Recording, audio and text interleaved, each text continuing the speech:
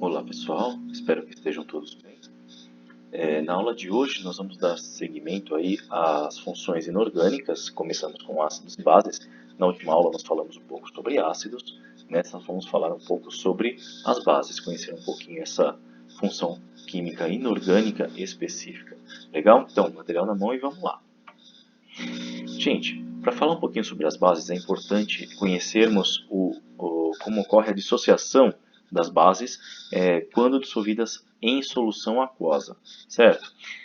Para começar também, as bases elas têm uma característica muito importante que é o sabor adstringente, aquele sabor que lembra como se fosse poeira grudada na boca, tá certo? Esse é o sabor adstringente, ok? É o caso das bananas ou uvas verdes. Legal? É aquele sabor adstringente. E toda base tem esse sabor, o que significa que uma banana verde, por exemplo, ela tem pH, ou seja, ela tem um pH acima de 7, ou seja, não neutro, e um pH alcalino, que significa a banana verde é básica. Legal? Bom, da onde surge isso? As bases elas são cristais iônicos, portanto são sólidos iônicos, são formados por ligações iônicas e por isso são cristais. E como tal, como todo sólido iônico, pode se dissolver em água, ok? Produzindo a dissociação iônica, ou seja, separando cátions de ânions. Legal? Agora, as bases elas têm sempre os ânions característicos, que são os ânions hidroxila, ou seja, os ânions OH-, certo? O que varia nas bases são os cátions metálicos. Legal? Aqui no exemplo nós temos o hidróxido de sódio, portanto formado pela hidroxila, o OH-, que é o ânion, e o sódio+, que é o cátion. Beleza?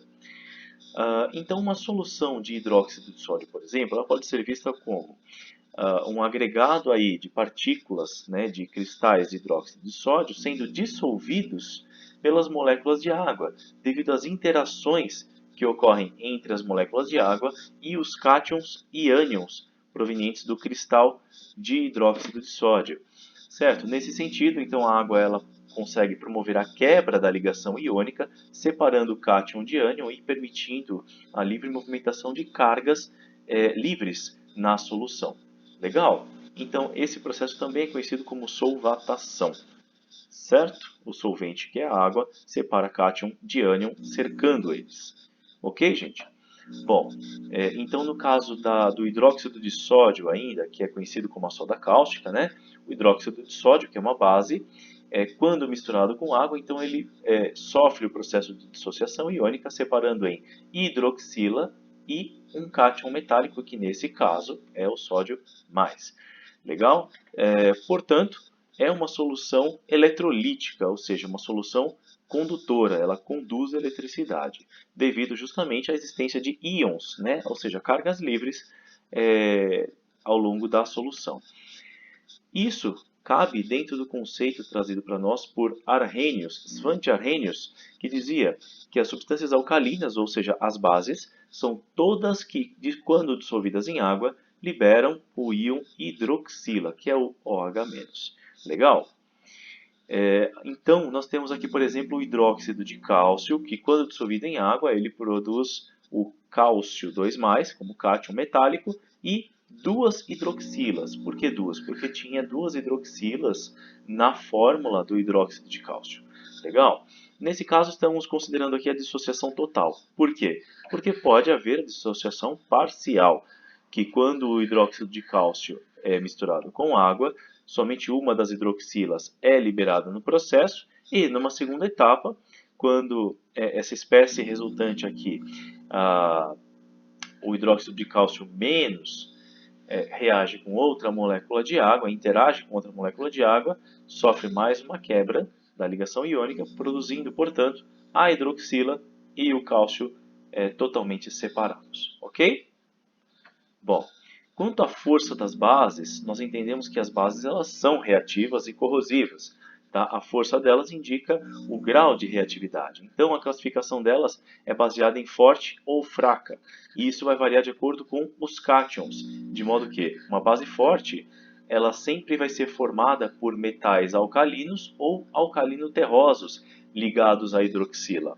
Legal? conquanto a base fraca, ela tem na sua formulação os demais cátions, os demais cátions de outros elementos, portanto. Mas, quando feitos de metais alcalinos ou metais alcalino-terrosos, a base é forte. Aqui estão alguns exemplos, né? O hidróxido de sódio, o hidróxido de potássio, de cálcio, de bário, de magnésio, enfim, os metais, as bases feitas de metais alcalinos e alcalinos terrosos, certo? São as bases fortes. E todas as demais bases são bases fracas. Legal?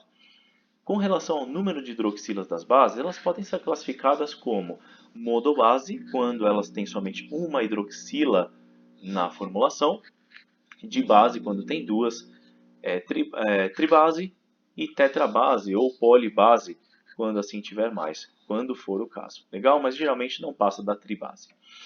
Com relação agora à solubilidade, nós temos uma diferença, né? Uma diferença de solubilidade entre as bases. Algumas são mais solúveis do que outras, considerando-se o solvente água. Legal? Então essa solubilidade ela é vista da seguinte forma. Quando a base é feita de metais alcalinos e do íon amônio, que é o NH4, tá? Então nós temos bases muito solúveis, bastante solúveis, dissolvem facilmente em água, como é o caso do hidróxido de sódio, o hidróxido de potássio e o hidróxido de amônio. Tá? Então, percebam, bases feitas de metais alcalinos e bases feitas do íon amônio são bases muito solúveis. Tá certo? As bases pouco solúveis são aquelas feitas com alcalino terrosos, por exemplo, o cálcio, o bário, o magnésio. Legal? E as bases tidas como insolúveis são as bases feitas dos demais cátions metálicos. Beleza, gente? Bom, quanto à nomenclatura, é fácil. É simplesmente dizer hidróxido de e o nome do cátion. Hidróxido porque toda base é feita a partir da hidroxila e o que vai variar é exatamente o cátion. Então, por exemplo, nós temos o cátion de sódio, o nome da base é o hidróxido de sódio. Quando temos o alumínio como cátion metálico, a base se chama hidróxido de alumínio. E assim vai com os demais cátions. Assim, da mesma forma acontece com o íon amônio, que não é um íon metálico, mas é um cátion. Legal? Agora, alguns metais eles têm mais de um estado de oxidação, o que significa que ele pode ter mais de uma carga possível para o seu cátion metálico. São os exemplos do ferro, que pode ter o ferro 2 ou o ferro 3, gerando, portanto,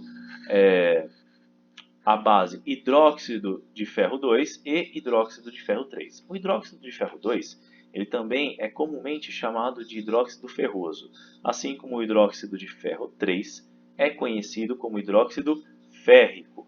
Tá? Hidróxido de ferro 2, ou simplesmente o cátion ferro 2, ele tem esse nome porque ele tem a carga 2+. Tá certo? E o ferro 3, ele é assim, ele tem esse nome porque ele tem a carga 3+ no seu cátion. Legal? O mesmo acontece com o cobre, tendo cobre 1 e cobre 2. Cobre 1, o cátion de cobre tem a carga +1, e o cobre 2, o cátion de cobre, tem a carga +2. Beleza? Bom, pessoal, espero que vocês tenham entendido e gostado. Até a próxima videoaula e que a força esteja com vocês. Valeu, pessoal. Abração.